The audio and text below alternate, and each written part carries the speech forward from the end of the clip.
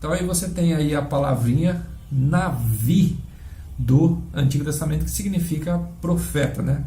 Navi em hebraico, né? Então essa é a palavra profeta, né? Busca-se a relação com um grupo de raízes nas quais os dois primeiros radicais são Nun e Beit. São as primeiras palavrinhas, né, que eu falei, o Nun e o Beit aqui. No caso aqui é o V, né, som de V. E aí o autor fala o seguinte: o significado escolhido é brotar, jorrar, ou passivamente ser cuspido, borbulhado ou esguichado contra. O Navi, então, pode ser alguém sobre quem o Espírito jorrou sobre. Então, várias palavrinhas aqui já mostram um certo significado interessante. Lembrando que ele está trabalhando com a etimologia da palavra. Então, é uma palavra e aí tem a raiz dela, né? Da mesma forma, no português você vai perceber isso, né? Existem algumas palavras em português que, se você buscar a etimologia dela, a raiz, você vai perceber que tem uma associação com o latim. Algumas palavras em português, uma certa associação com o árabe, que trazem um certo significado da palavra. Mas este significado não nos aponta totalmente o que a palavra representa. Então, por mais que você tente buscar na raiz de uma palavra, por exemplo, no caso aqui o Navi, nós não iremos conseguir classificar os profetas ou explicar o Navi segundo essa etimologia. Então, esse estudo aqui, ele é para clarear um pouco, né, sobre o significado dos profetas, a origem, a conduta deles. Então é mais para nos dar um pouco mais de esclarecimento e entendimento sobre essas figuras, né? Os profetas. Então, um dos significados pode estar relacionado a isso. Ó. O significado escolhido é brotar, jorrar, ou passivamente aí é que nós iremos observar que existe uma discussão entre a palavra estar relacionado a profetas passivos ou ativos. Daqui a pouco nós falaremos sobre isso, né? Mas aqui ele está trabalhando sobre a passividade do profeta. Ele é alguém, né, que está numa conduta passiva, recebendo algo que vem de fora. Então, essa conduta passiva, o significado pode estar relacionado a brotar, jorrar, ou ser cuspido, borbulhado ou esguichado contra. Então, só nesse sentido aqui, eu chamo a sua atenção sobre essa palavrinha aqui, jorrar, né? Então, se nós formos no literal da palavra, nós iremos perceber que jorrar aí está relacionado a uma fonte, né? Uma fonte jorra, né?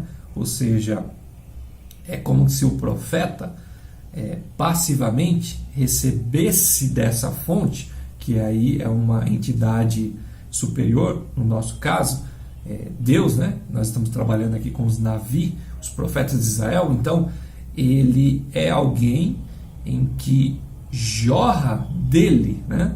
Jorra da sua conduta, jorra da sua vida, palavras vindas do Altíssimo, né? Então, por isso que existe essa questão do jorrar. E aí você vê também a outra palavra, brotar, né? Esse brotar está relacionado a um sentido de natureza, que brota uma nova vida, né? Então, é como se o ministério profético, ao anunciar palavras, está brotando vida, brotando nova, surgindo uma nova compreensão, né? Porque o ministério profético fala, né? Então, a fala dele é um brotar de nova vida, um novo entendimento, uma nova concepção daquilo que as pessoas estão ouvindo em relação a Deus. Então, é nesse sentido, né, de brotar, né? Brotar uma nova categoria de entendimento através de palavras vindas do Altíssimo, né? Navi pode ter sido chamado assim, nessa questão de brotar, jorrar, né? Porque estava vindo de maneira apressada e como que jorrando em seus gestos e fala. Observarei? Jorrar, ou seja, ele está caminhando, ele está prosseguindo, ele está vivendo, porém, nele jorra palavras, nele se expressa palavras. Lembre-se, essas palavras, elas saem do subjetivo, elas saem da dimensão da comunicação divina e elas passam a ser uma realidade. As palavras ultrapassam essa barreira do subjetivo e se tornam reais ao ouvido das pessoas. Então, o entendimento que as pessoas tinham, ou a falta de entendimento que elas tinham em relação à vontade divina, é quebrada. E aí passa uma nova realidade. Passa a haver uma nova realidade. As pessoas ouvem e, ao ouvir as palavras dos profetas, elas passam a ter uma outra dimensão, uma outra compreensão de quem é Deus e a vontade de Deus, no caso, a vontade de Javé ali em Israel. Então, o profeta passa, o profeta ele caminha na sua trajetória ou no seu desenvolvimento profético, jorrando palavras, falando. Nessa fala, que é a exploração do subjetivo sendo anunciado e fazendo com que as pessoas passem a captar, a tomar, a ouvir, elas passam a ter um entendimento. É como se alguém que está com muita sede, né, e ele não está vendo nada à sua volta, e aí ele ouve o som de águas jorrando de uma fonte. Então ele corre para lá, e aí ele só ouvia, mas aí quando ele encontra a fonte, ele passa a ver a fonte, e ao ver ele passa a tomar a fonte. Então aquilo que parecia desesperança quando ele caminhava com sede, passa a ter uma esperança porque ele passa a ouvir o som das águas jorrando de alguma fonte. Então ele vai até essa fonte, quando ele chega lá ele vê, né, a fonte, então o subjetivo passa a ter entrar na dimensão da realidade, e aí ele bebe dessa fonte para matar a sua sede. Então subjetivo que passa a ser realidade passa agora a ser prática na vida dele, porque ele está experimentando e matando sua sede. Então, da mesma forma, é o desenvolvimento profético e o caminhar dos profetas em relação às pessoas. Eles estão ali na dimensão de receber a palavra, entender aquilo que Deus deseja falar. Então, o subjetivo entrando na realidade da vida do profeta, e ele vai desenvolvendo isso. Quando ele passa a falar, quando ele passa a se expressar, as pessoas que não tinham entendimento e elas estavam cegas e com sede, elas passam a ouvir e entender. Então isso começa a entrar no plano da realidade das pessoas. Elas agora ouvem, passam a ver o desenvolvimento profético, e aí elas começam a experimentar essas palavras nas suas práticas de vida para matar as suas sedes. Então elas começam a ter uma outra dimensão de quem é Deus e qual é a vontade de Deus para as suas vidas, né? Então assim é o jorrar do profeta, né, do seu desenvolvimento em relação à sua caminhada. Então essas palavras vai nos trazer um pouco de esclarecimento sobre o nome Navi, a sua origem, e como isso pode ter uma relação muito forte na prática deles no caminhar ali do Antigo Testamento. Existe um texto que vai falar sobre isso, né?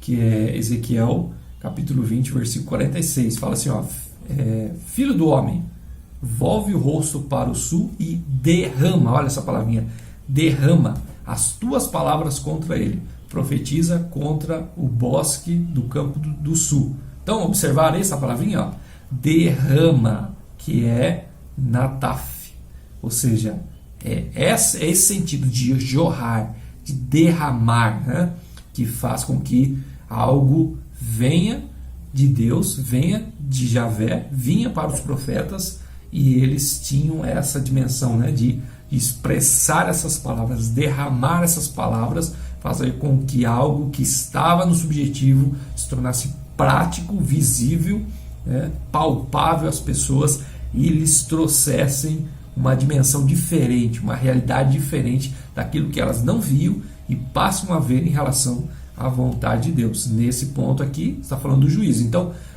as palavras dos profetas jorrando, derramando, elas estão relacionadas à vontade divina, que pode ser sobre a expressão das misericórdias de Deus, ou pode ser a expressão da ira de Deus, né?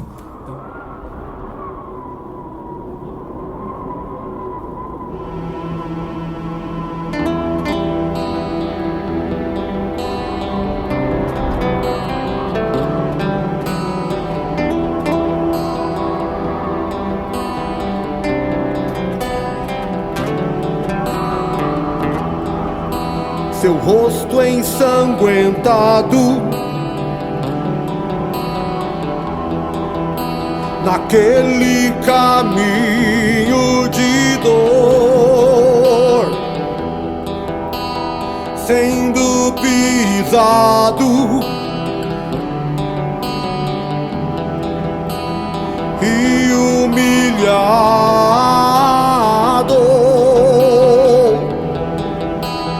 e no madeiro